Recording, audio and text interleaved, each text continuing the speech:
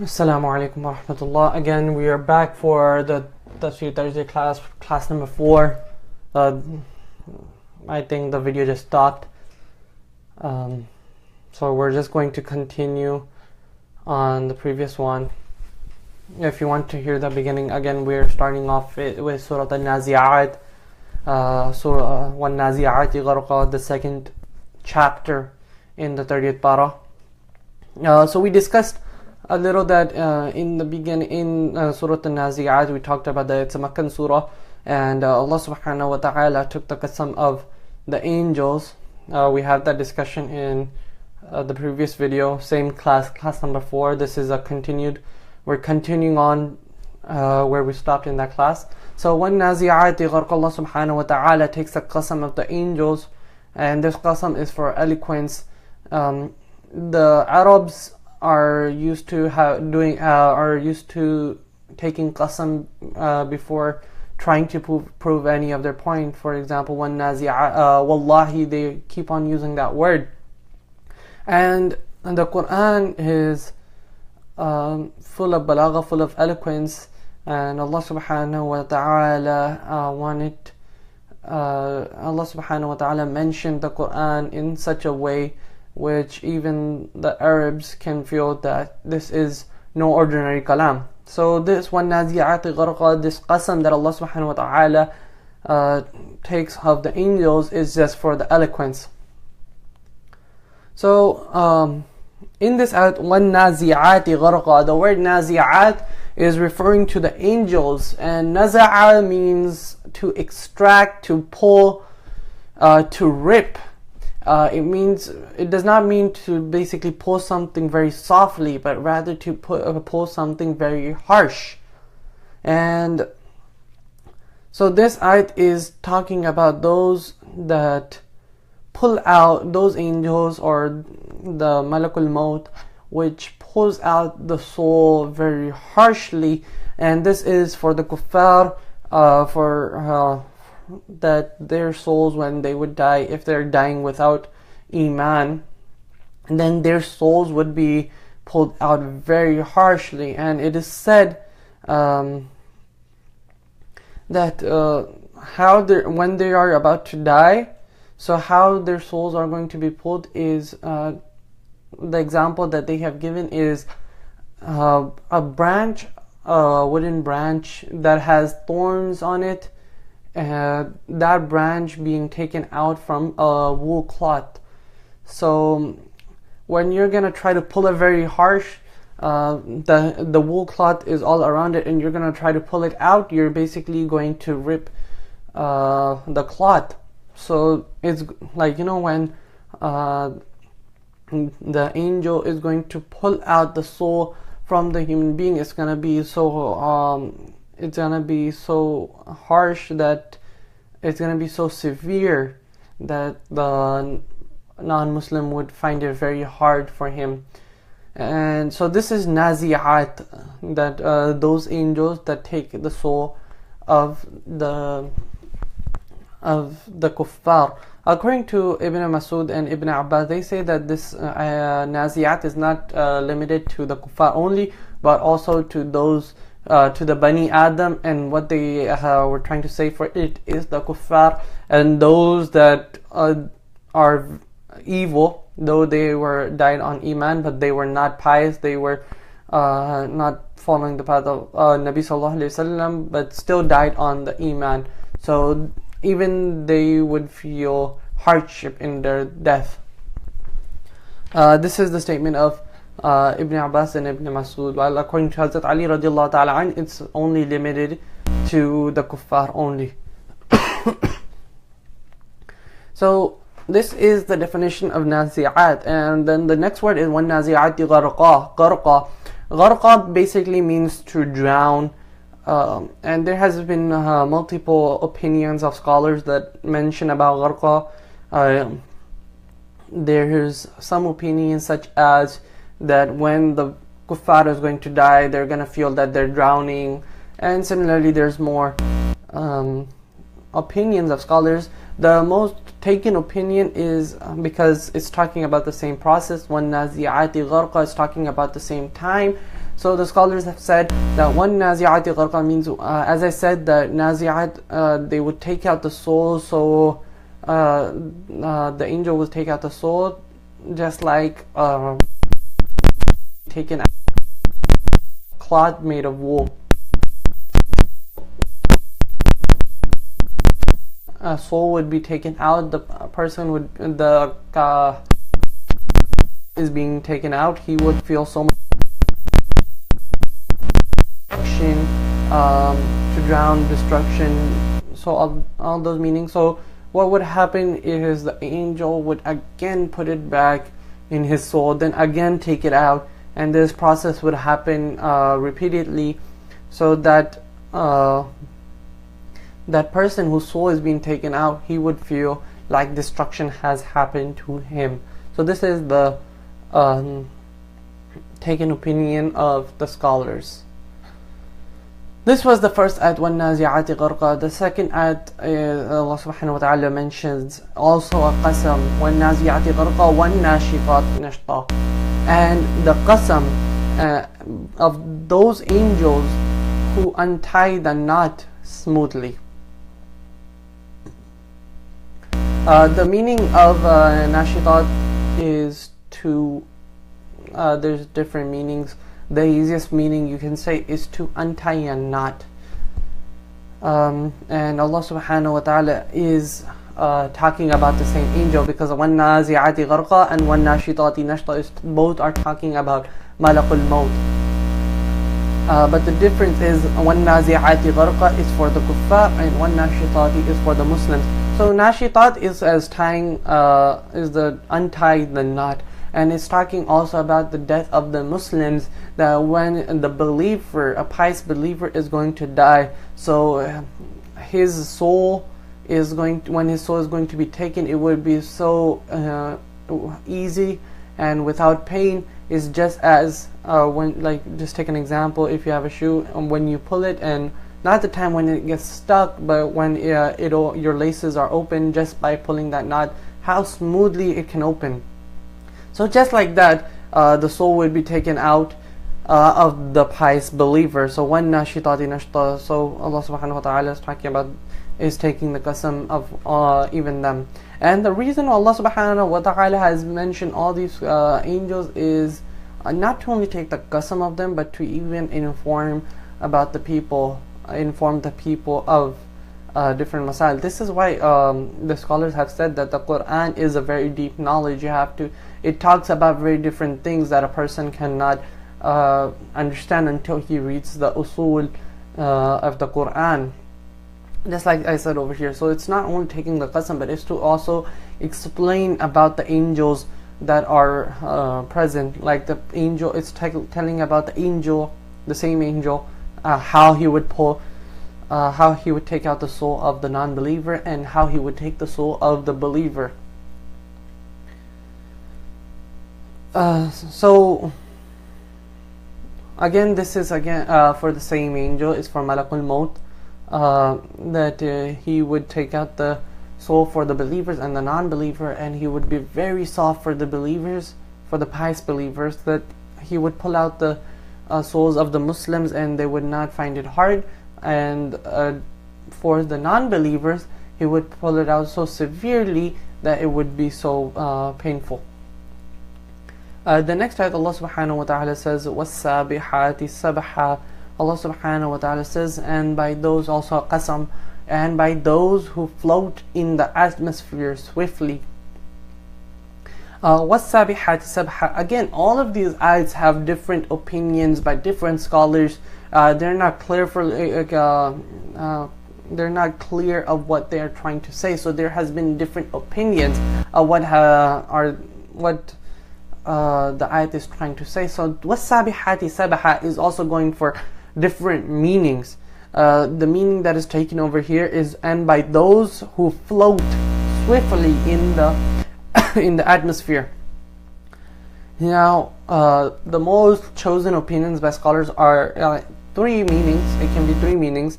The first one, like I said, the angel is talking about the angels, the qasam of the angels that are traveling in the atmosphere, in between the heaven and the earth, on the skies, they're traveling swiftly to obey the command of Allah subhanahu wa ta'ala. So that is the first one. The second one is, now wasabihat can also mean to travel swiftly. Another sabihat it's also taken from the word tasbih, which is to do zikr of Allah subhanahu wa ta'ala. So it's using the same word. So the second meaning is, it's also talking about those angels that are in the sky, that are, now there's two meanings of the angels that are in the sky. They're either doing the zikr, or as you can say zikr in the meaning of dua. They're doing dua for those Muslims that just passed back, that the mu'minins, the Muslims that have died. So these guys are doing dua for those Muslims that have passed on. That's one of the meanings, while this other meaning for tasbih is they are generally doing zikr of Allah subhanahu wa ta'ala. Qatada and Hassan Basri radiallahu ta'ala anhuma, they say that this is used in a fourth meaning. They say that it is not about the angels, but rather it is talking about the stars that are roaming, that are orbiting in the sky, and that includes the sun and the moon. And the reason they're saying that is because the same word sabaha, like I said, sabiha can mean to float. So Allah subhanahu wa ta'ala mentioned in Surah Al-Anbiya, kullun fi falakin yasbahun, that each are floating in an orbit. So according to Qatada and Hassan Basri radiallahu ta'ala anhuma, that it is talking about the stars and the sun and the moon that are floating in the sky. So these are the four opinions, and they are by different ulama. They give the different meaning. So Allah subhanahu wa ta'ala is taking the qasam. This is the third qasam Allah subhanahu wa ta'ala took. The first one was وَالنَّازِعَاتِ غَرْقًا. The second one was وَالنَّاشِرَاتِ نَشْطًا. The third one was وَالسَّابِحَاتِ سَبْحًا. Then now, فَالسَّابِقَاتِ سَبْقًا. Now over here the qasam is not being taken, but rather it is attachment towards the previous verses. Allah subhanahu wa ta'ala says that then proceed forward quickly.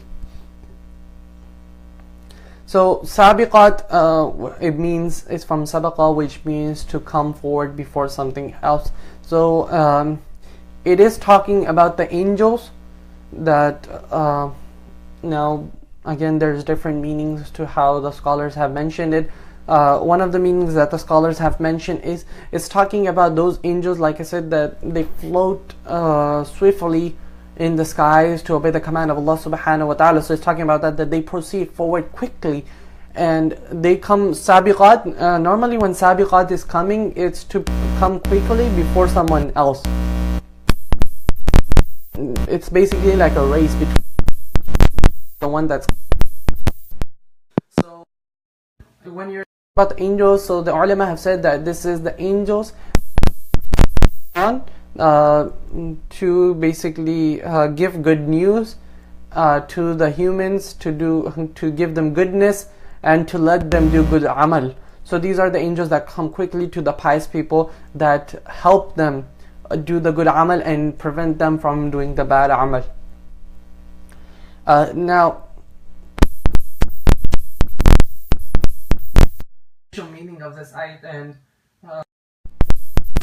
that we should look upon, he says that فَالسَّابِقَاتِ سَبْقًا. The meaning of this ayat is تَسْبُقُ إِلَى الْمَلَائِكَةِ الَّذِي يَقْبُضُونَهَا شَوْقًا إِلَى إِلْقَاءِ اللَّهِ تَعَالَى. He says that the sabiqat means that being himself is erasing the angels in come to basically take the pious person, or the angel can actually take his soul because of a hurry to meet his Lord. So this is a very spiritual meaning that is by Ibn Mas'ud radiallahu ta'ala. He's a famous Sahabi.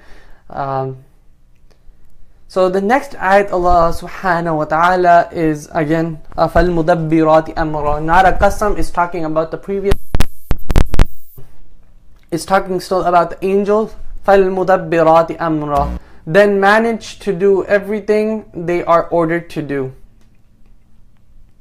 Allah subhanahu wa ta'ala is again talking about those angels that have been mentioned before, and He is mentioning their roles, as I mentioned in the before, that Allah subhanahu wa ta'ala did not only mention, just talk about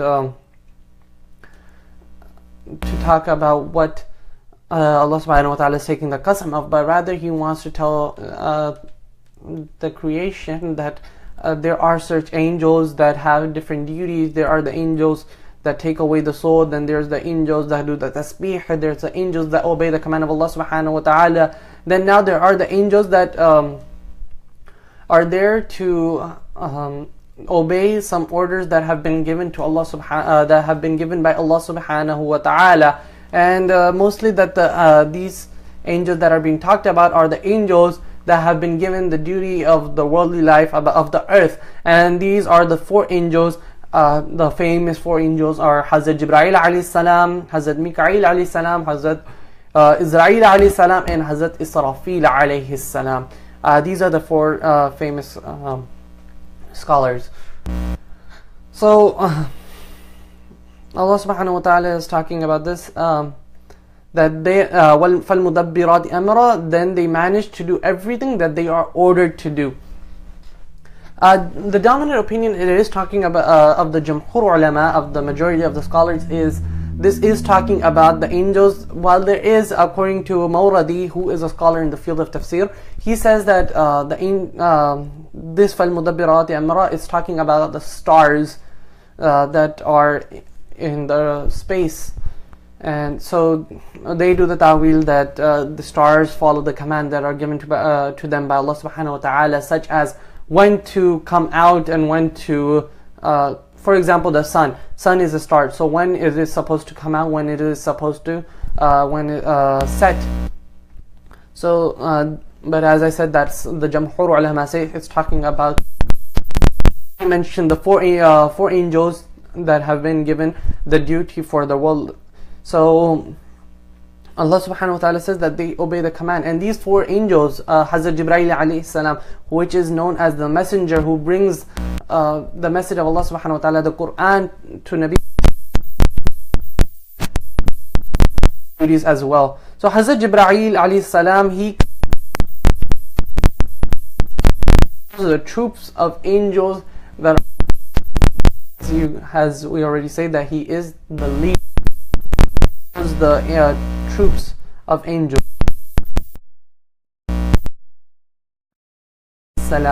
He controls the rain, the matar, and the nuqud.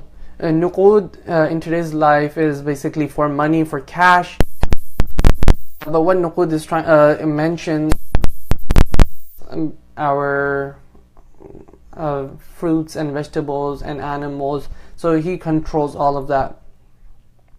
As Allah subhanahu wa ta'ala says that we descended the rain, it's mentioned in Surah Al-Baqarah that He descends the rain, and He from it He exited the greenery.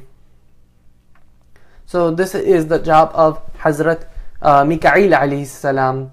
Then the third one is Hazrat Israel alayhi salam, which is known as Malakul Maut. The first two ayat are talking about this, about Hazrat Israel alayhi salam. He is appointed to take the humans when their time is at end. Then the last one, Hazrat Israfil alayhi salam, he is also appointed for the world. He is the trumpet on Qiyamah. Blow the trumpet first, and everyone by the sound they will die. We have talked about the trumpet and in Surah An-Naba. So when the day of judgment will come, so the people will hear the trumpet and they will die. And there are different things that have been mentioned about this day, such as that the Qiyamah would not come upon Muslims, not the actual day of resurrection, but when the trumpet would be blown. So this day would not come upon the Muslims. It is mentioned that it would only come upon the kuffar, upon the non-Muslims on that day. No one will have iman in their hearts. Another thing that is mentioned is that on this day, no one will be under the age of 40, because 40 years before the trumpet will be blown, no one will start having kids. So every single person will be above the age of 40 when this day will happen. So this is again about Israfil alayhi salam, who will blow the trumpet, and then once the trumpet will a few years, and it's talking about it later on. Bismillahir-Rahmanir-Rahim. So the first part of the ayat was taking the qasam of these angels, and now is the jawab qasam. Whenever you take a qasam, you have to give later on what are you taking. Then you have to mention this and this happens. So after the qasam, you have to give the jawab qasam, and now this part talking about the qiyamah. Subhanahu wa ta'ala wanted to being mentioned. Allah subhanahu wa ta'ala says from ayat number 6 to ayat number 9, يَوْمَ تَرْجُفُ الرَّاجِفَةِ تَتْبَعُهَا الرَّادِفَةِ قُلُوبٌ يَوْمَئِذٍ وَاجِفَةٌ أَبْصَارُهَا خَاشِعَةٌ.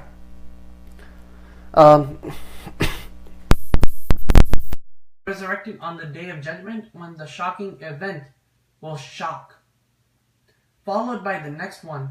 On the day, hearts of people will be throbbing with their eyes downcast. So it's not very much detailed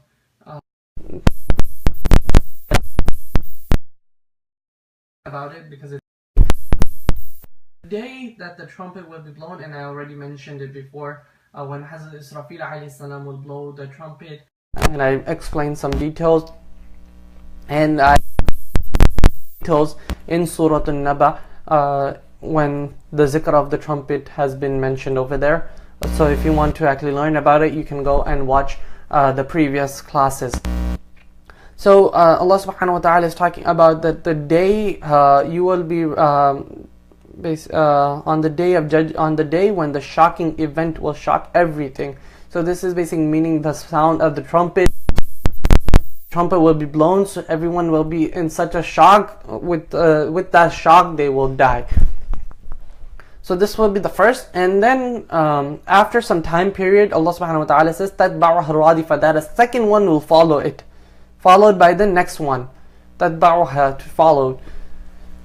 So in a hadith, Nabi sallallahu alayhi wasallam was once mentioned that after the first trumpet will be blown, the second one will also be blown after. Sahaba Ikram first asked, will be 40 days? Nabi sallallahu alayhi wasallam did not answer. They said, will be 40 months? Nabi sallallahu alayhi wasallam did not answer. Then they asked, would it be 40 years? Nabi sallallahu alayhi wasallam did not answer. So the only thing we know is that it will be blown after 40, but whether it's days, years, months, or years, we do not know. This is Allahu A'lam. Allah subhanahu wa ta'ala is more knowledgeable for the qiyam. The second one will be blown, and the people will rise, and they will come up. Shocking state. People will be confused on what's happening. Everyone, not like in today's day, there's so many people. When you even just go to New York Times Square, you'll see so many people, and you'll be like, Day of Judgment will have so much more people, because all of the people would be in one place, and it's not only the people in this time, but the people that would come in the future, and the people that have already passed.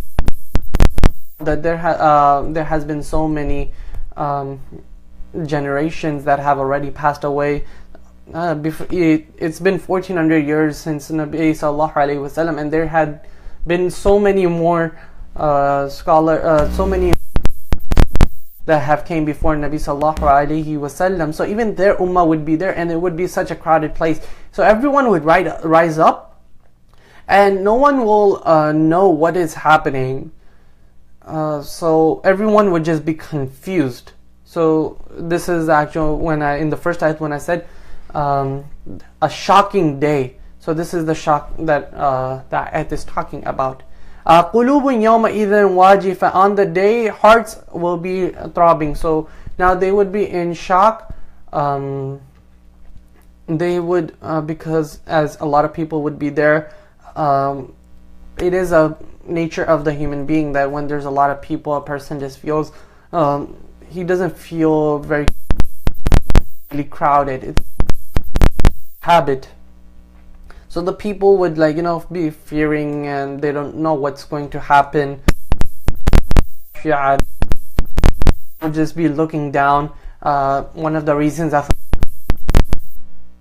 those people that have some shadow said for the day of Qiyamah, it's one of the opinions is that on the day of judgment everyone would not have clothes on their body.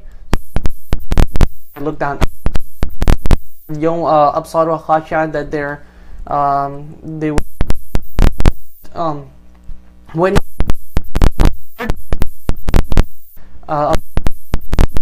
they would look down. So this there has been again, there are so many opinions for this for the ayats that have recited. So because the ayats can be so there's different scholars that have mentioned different. So if I said anything correct, that is from Allah subhanahu wa ta'ala. If anything my own nafs, I make dua to Allah subhanahu wa ta'ala. Allahumma rabbana atina fid dunya hasana wa fil akhirati hasana wa qina adhaban nar. Allahumma rabbana la tahmil alayna isran kama hamaltu ala alladhina min qablina. ربنا ولا تحملنا ما لا طاقة لنا به واعف عنا واغفر لنا وارحمنا أنت مولانا فانصرنا على القوم الكافرين. اللهم ربنا تقبل منا إنك أنت السميع العليم وتب علينا إنك أنت التواب الرحيم. وصلى الله تعالى على خير خلق محمد وعلى آله وصحبه أجمعين برحمتك يا أرحم الراحمين. Again, this is Tafseer Thursday. My name is Ustad Shazad Shafi. If you did like this video, please like and share. Make sure that you share with your friends and family. If they even hear a small part of this video and they learn something about the Qur'an, you would get the sawab. If you have any questions, so far I do not see any questions in the comments. If you do have any questions, you can do private message me, not only the tafsir related, but if you have any questions regarding fiqh, I'm from the Hanafi madhab. I will try to answer your questions according to the Hanafi madhab. If you do have the questions, you can private message me. Inshallah, I will try to answer you. Again, thank you for coming. Wa sallallahu ta'ala ala khayr khalqi Muhammad wa ala alihi wa sahbihi ajma'in bi rahmatika ya arhamar rahimin. Assalamu alaikum wa rahmatullah.